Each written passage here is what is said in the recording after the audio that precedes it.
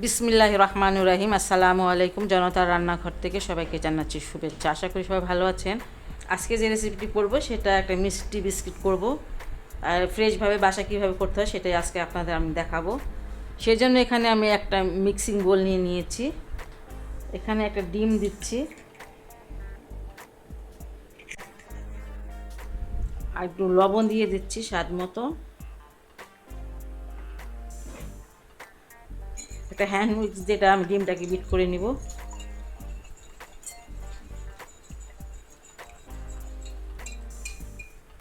এবার দিয়ে দিচ্ছি চিনি, আধা কাপ চিনি দিচ্ছি। আমি 1 কাপ ময়দা নেব, এই জন্য আধা কাপ চিনি দিলাম। এটা একটু গুঁড়া করে নিয়েছি ব্লেন্ড করে।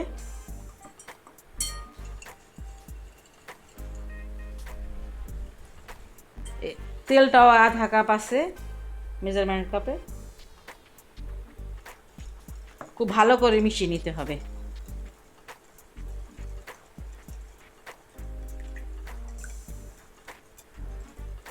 এখানে আমি ডিম, চিনি এবং তেলটা খুব ভালো করে মিশিয়ে নিয়েছি। দেখেন একদম মিশানো ভালো করে হয়ে গেছে। এবার আমি এখানে 1 চামচ নিয়েছি বেকিং পাউডার, এটা মিলিয়ে দিচ্ছি।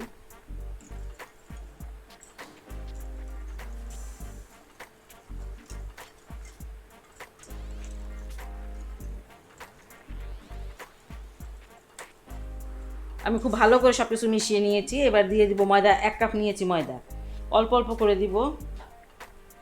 ইচ্ছে করে আটা দিয়েও বানানো যায়।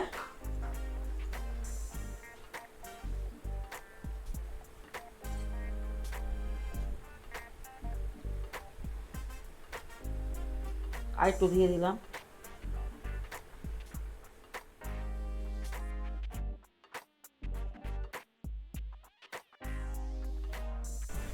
ময়দাটাকে আমি খুব ভালো করে মেখে নিয়েছি, আর কোনো পানি দিয়েই নেই, কিন্তু আরেকটু ময়দা আমার দিতে হয়েছে, প্রায় 3 চামচের মতন।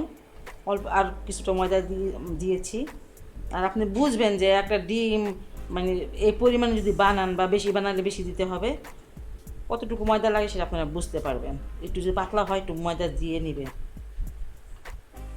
আর যদি একটু শক্ত হয় তাহলে একটু তেল বা একটু দুধ দিতে পারেন। আমার দেখেন দুটো খুব সুন্দর হয়েছে।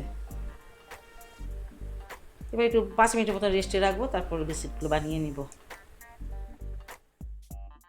আচ্ছা, আমি এটুকু সাইজ করে নিয়েছি, দেখেন।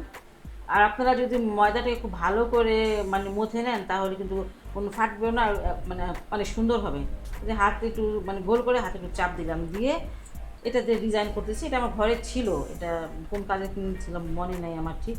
তা আপনারা এটা হয়তো যদি নাই থাকে তাহলে আপনারা চিরুনি আছে, চিরুনি এই ধরনের চিরুনি আছে, চিরুনি দিয়ে করতে পারবেন। প্লাস্টিকের চিরুনি দিয়ে এই যে আমি এদিকে একটা চাপ দিলাম, এই যে ডিজাইনটা হইলো।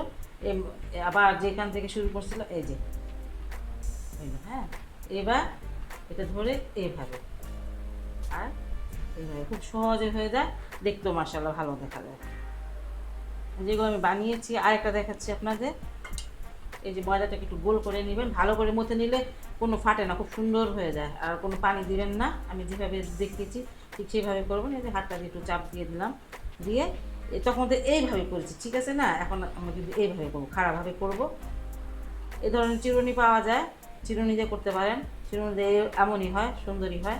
একটু চেপে চেপে, ডিজাইন তো আসলে নিজের কাছে, অনেক কিছুতে ডিজাইন করা যায়। একটু এই যে হয়ে গেল ডিজাইন। ডিজাইনটা নিজের কাছে, যে কোনো কিছু দিয়ে ডিজাইন করতে পারেন। এখন আমি এগুলো কিছুটা বেক করতে দিব, আর কিছুটা আমি চুলায় করব। কিভাবে করবো সেটা দেখাচ্ছি আপনাদের।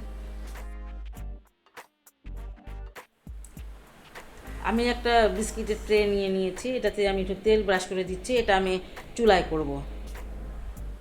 এখানে আমি অবশ্য বালু পাই নাই, এই জন্য আমি লবণ নিচে দিয়ে দেখাবো যে কীভাবে করবো। এটা একটু ভালো করে একটু ব্রাশ করে নেবেন। আমি তেল দিয়ে ব্রাশ করে নিচ্ছি।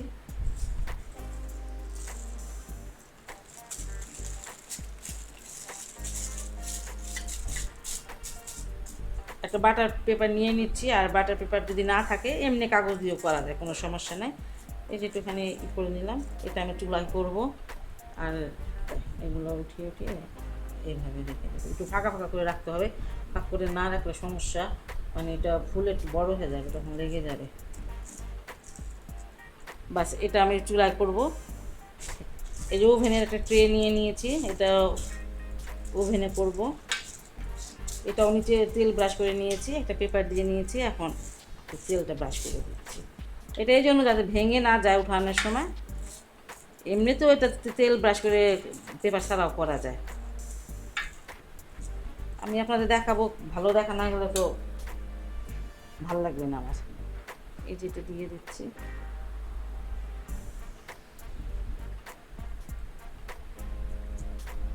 বিস্কুটগুলো আমি বেক করতে দিয়ে দিব 160°C 20 মিনিটের জন্য, আর ওভেনটা আমি প্রিহিট করে নিয়েছি।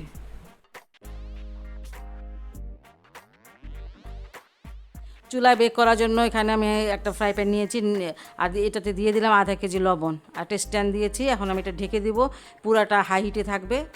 তো বিস্কুট যখন দিব তখন একদম হিটটা লো থাকবে, সেটা আমি অবশ্যই আপনাদের দেখাবো। এখন আমি লবণটা 15 মিনিটের জন্য গরম হতে দিয়ে দিলাম। 15 মিনিট পর আমি এটা উঠালাম, দেখেন ধোঁয়া বের হচ্ছে, তার মানে লবণটা অনেক গরম হয়ে গেছে। আপনি যদি বালু দেন, বালুটা এইভাবেই গরম করতে হবে এবং খুব সাবধানে এটা দিয়ে দিতে হবে। আমি দিয়ে দিলাম, দিয়ে খুব ভালো করে ঢেকে এখন একদম লো আঁচ যেটাকে বলে, সেই লো আঁচে আপনি 30 মিনিট রেখে দিবেন, তাহলে এটা বেক হয়ে যাবে। আর যদি 30 মিনিটে বেক না হয় তাহলে হয়তো আরও 5 মিনিট রাখলেন। এখন আমি এটা একদম লো আঁচে 30 মিনিটের জন্য রেখে দিব চুলায়। 35 মিনিটে আমি এটা চুলায় বেক করে নিয়েছি। দেখেন মাশাআল্লাহ দেখতে সুন্দর হয়েছে, কিন্তু যেটা আমি ওভেনে করছি সেটা বেশি ভালো হয়েছে, ওটা দুই দিকে কালার আসছে। যাই হোক, এটা এখন আমি এটা নামিয়ে নিব।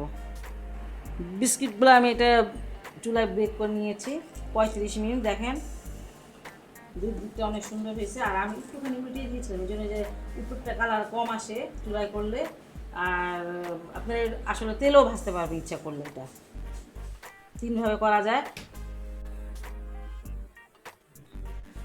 আর এটা করেছি ওভেনটা দেখেন কালার উপরেও আসছে, নিচে আসছে, মাশাআল্লাহ কত সুন্দর কালার হয়েছে। আর একটা ভেঙেই দেখায়, দেখেন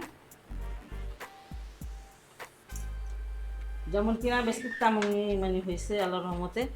আপনারা বাসায় অবশ্যই ট্রাই করবেন। এটা চুলাতেও করা যায়, ওভেনও করা যায়, আবার তেলেও ভেজে করা যায়। আপনারা যেমন ইচ্ছা তেমন করবেন। তেলে করলে 10 মিনিট বেশি লাগে না, হালকা আঁচে করে ফেলবেন। আর এই রেসিপিটা আপনাদের যদি ভালো লাগে তাহলে অবশ্যই আমার চ্যানেলকে লাইক, কমেন্ট এবং সাবস্ক্রাইব করবেন। সে পর্যন্ত সবাই ভালো থাকুন, সুস্থ থাকুন, নিরাপদে থাকুন। আল্লাহ হাফেজ।